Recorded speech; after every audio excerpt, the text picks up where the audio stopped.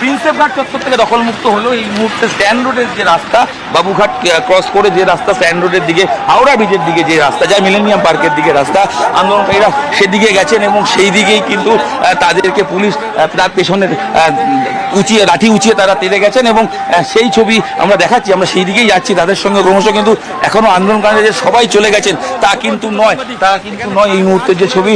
এবং আমরা দেখছি পুলিশও তাদের যে আক্রান্ত পুলিশ এবং অনেক পুলিশ। আসবো তোমার কাছে। কাল 12 ঘন্টার ধর্মঘটের বাংলা বন্ধের ডাক দিয়েছে বিজেপি, আর এই মুহূর্তে লালবাজারের পথে বিজেপি রাজ্য সভাপতি সুকান্ত মজুমদার, সেই ছবি দেখাবো। সঙ্গে জ্যোতির্ময় সিং মাহাতো, জগন্নাথ সরকার। আপনারা দেখছেন সেই ছবি। সুকান্ত মজুমদারের নেতৃত্বে মিছিল করে লালবাজারের পথে জগন্নাথ সরকারও রয়েছেন, তার পাশে রয়েছেন জ্যোতির্ময় সিং মাহাতো। বিজেপি নেতাকর্মীদের নিয়ে তিনি লালবাজারের পথে কেন যাচ্ছেন, কি কর্মসূচি জানবো প্রতিনিধির কাছ থেকে, কথা বলার চেষ্টা করব। আপনারা দেখছেন সেই ছবি। মিছিল করে লালবাজারের পথে আগামী কালই বন্ধের ডাক দিয়েছে বিজেপি। সকাল 6টা থেকে সন্ধে 6টা পর্যন্ত বাংলা বন্ধের ডাক দিয়েছে বিজেপি। এই মুহূর্তে সুকান্ত মজুমদারের নেতৃত্বে চলছে লালবাজার উদ্দেশ্যে মিছিল। সেখানে পুলিশের কি ব্যবস্থা, কোথায় আটকানো হবে, কিসের জন্য যাচ্ছেন, এই সব কিছু জানার চেষ্টা করব।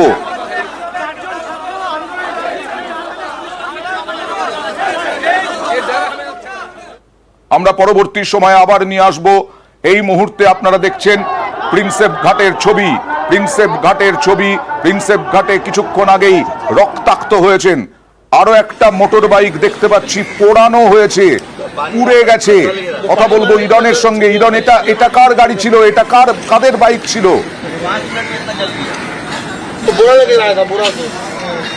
দেখো অয়ন, এই মুহূর্তে যে ছবি দেখাবো এখানে পুলিশ লেখা রয়েছে। এই বাইকের সাথে পুলিশ লেখা রয়েছে। পুলিশ থেকে কিন্তু এই গাড়িটিকে পুড়িয়ে দেওয়া হয়েছে। এখানে স্থানীয় যারা রয়েছেন তারা বলছেন আরপিএফ এর কোন একজন কর্মী, তিনি রেগুলার এখানে ডিউটি করেন, তিনি আজকের ডিউটিতে ছিলেন না, কিন্তু তার গাড়িতে যেহেতু পুলিশ লেখা রয়েছে সেই জন্য, মানে তিনি আজকে আন্দোলন সংক্রান্ত ডিউটিতে ছিলেন না, তিনি আরপিএফ এর ডিউটি করছিলেন, তার গাড়িতে যেহেতু পুলিশ লেখা, তার গাড়িও পুড়িয়ে দেওয়া হয়েছে এবং তার মাথা ফেটে গেছে। এখানে যারা ছিলেন তারা দেখেছেন। এখানে কে ছিল, আরপিএফ ছিল না পুলিশ? তিনজন ছিল, আরপিএফ তিনজন ছিল। কি হলো? ওনার মাথা ফেটে গেছে, ওনাকে নিয়ে পড়ে গেছে। মারলো কারা? ওই পাবলিকরা মেরেছে। পাবলিকরা মেরেছে। পাবলিক কি দিয়ে মারলো? ইট দিয়ে। তিনি আক্রান্ত, মাথা ফেটে গেছে। ইট দিয়ে মারলো, মাথা ফেটে গেল। ইট পড়ে রয়েছে, এরকম বড় সাইজের ইট। দেখো অয়ন, এটা ইট এবং আদলা ইট। বাদিকে, মাথার বাদিকে তিনি আহত হয়েছেন এবং তার মাথা ফেটে গেছে। একের পর এক ইট পড়ে রয়েছে এখানে, একের পর এক ইট পড়ে রয়েছে। তারপরে বাইক পোড়ালো কারা সম্পূর্ণ কিন্তু ওনারা দেখেছেন। যদিও যারা স্থানীয় রয়েছেন তারা বলছেন একদমই বাইক পুড়ে, বাইকে আগুন ধরিয়ে দেওয়া হয়েছে। বাইক পুরোটা ভস্মীভূত, বাইক সম্পূর্ণ পুরো বাইক পুড়িয়ে দেওয়া হয়েছে। এই মুহূর্তে এই ছবি ঠিক বাবুঘাটের বাজে কদমতলা ঘাট, ঠিক তার সামনের এই অঞ্চল, সেইখানকার এই ঘটনা। এই গাড়িটি এখানে ছিল, তিনি ডিউটি করছিলেন, তার গাড়ি, তিনি আহত, তাকে নিয়ে যাওয়া হয়েছে হাসপাতালে। তার মাথার বাঁদিকে চোট লেগেছে, স্থানীয়রা জানাচ্ছেন ইট দিয়ে মারা হয়েছে। এবং অবশ্যই এখানে তার সম্ভবত কোনো কাগজপত্র ছিল, সেই কাগজপত্রগুলো পুড়ে গেছে এবং পুরো বাইক অগ্নিসংযোগ করা হয়েছে। বাইক সম্পূর্ণ পুড়ে গেছে এবং বাইকে পুলিশ লেখা রয়েছে। সেই আক্রোশেই এই পুলিশ বাইক বা আন্দোলনকারীরা এই বাইকের ওপর কিন্তু আক্রমণ করেছে বলেই মনে করছেন এখানে যারা রয়েছেন। সেই ছবি এবং পুরো ছবিটা যদি দেখায়, এখানে বাইক পুড়ে রয়েছে, তার পাশে গার্ডরেল একের পর এক উল্টে ফেলে দেওয়া হয়েছে। এই অঞ্চলে যা পুলিশের তরফ থেকে গার্ডরেল ছিল, ব্যবস্থা ছিল, সেগুলো কিন্তু তছনছ করা হয়েছে। সেই ছবি কিন্তু আমরা দেখতে পাচ্ছি। এবং একের পর এক ছবি, কিছুক্ষণ আগে দেখালাম পুলিশ কর্মী, তিনি আহত, তার চোখ ফেটে গেছে। তার আগে দেখালাম পুলিশ কর্মী, তার বাইক তাকে একলা পেয়ে তাকে মারধর করা হয়েছে এবং এই জায়গা থেকে দাঁড়িয়ে আবার ছবি, বাইক পুড়িয়ে দেওয়া হয়েছে।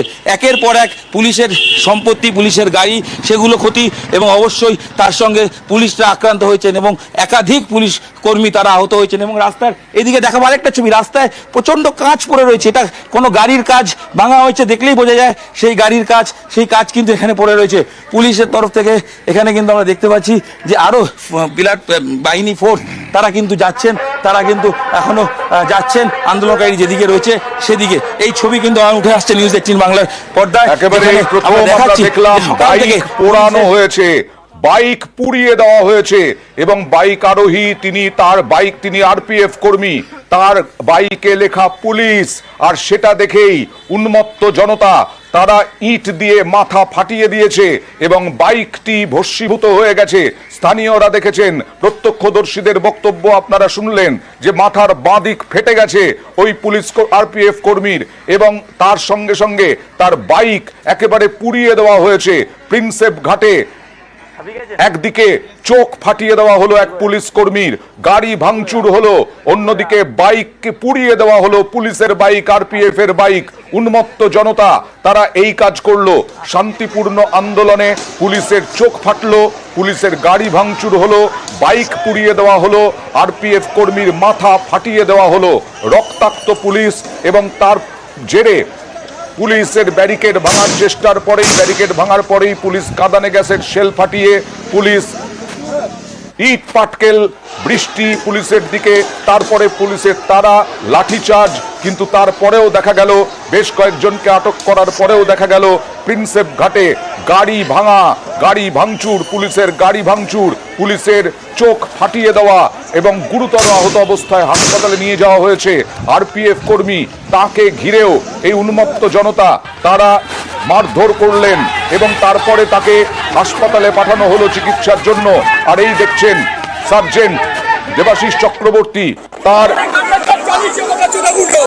এই মুহূর্তে আমরা আবার লালবাজারে যে মিছিল যাচ্ছিল সুকান্ত মজুমদারের, সেই মিছিল আপনারা দেখছেন। সুকান্ত মজুমদার, জগন্নাথ সরকার, জ্যোতির্ময় সিং মাহাতো, তাদেরকে আটকে দেওয়া হয়েছে লালবাজারের কাছেই, পুলিশ আটকে দিয়েছে। পুলিশ